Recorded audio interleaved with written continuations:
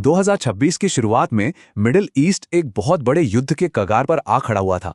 तो सवाल यह है कि दशकों का ये तनाव अचानक खुले हमलों में कैसे बदल गया। चलिए समझते हैं।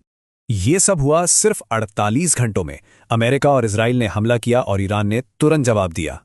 इन ऑपरेशंस का मकसद था ईरान के मिलिट्री ठिकानों, न्यूक्लियर साइट्स और लीडरशिप को निशाना बनाना।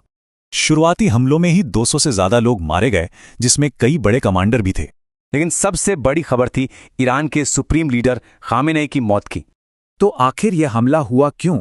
असल में ये कोई अचानक लिया गया फैसला नहीं था।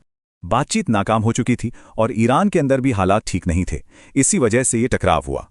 और फिर कुछ ही घंटों में ईरान ने अपनी जवाबी कार्रवाई शुरू कर दी। ईरान का जवाब भी बहुत बड़ा था। उन्होंने पूरे क्षेत्र में कई ठिकानों को निशाना बनाया।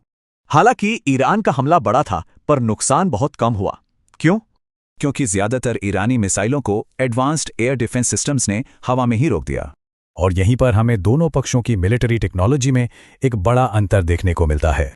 एक तरफ थे अमेरिका और इजराइल के एडवांस स्टेल्थ फाइटर जेट्स और सटीक गाइडेड बॉम्ब, तो दूसरी तरफ ईरान ने डिफेंस सिस्टम्स को भेदने के लिए एक साथ बहुत सारी मिसाइलें दागी। तो चलिए देखते हैं कि इस पूरे घटनाक्रम से क्या बड़े सबक सीखने को मिलते हैं। सबसे बड़ा सबक, आज की लड़ाई में एयर सुपीरियॉरिटी और ड्रोन जैसी टेक्नोलॉजी ही सब कुछ है। लेकिन सबसे बड़ा सवाल यही रह जाता है, क्या ये एक निर्णायक हमला था या एक बड़े युद्ध की शुरुआत?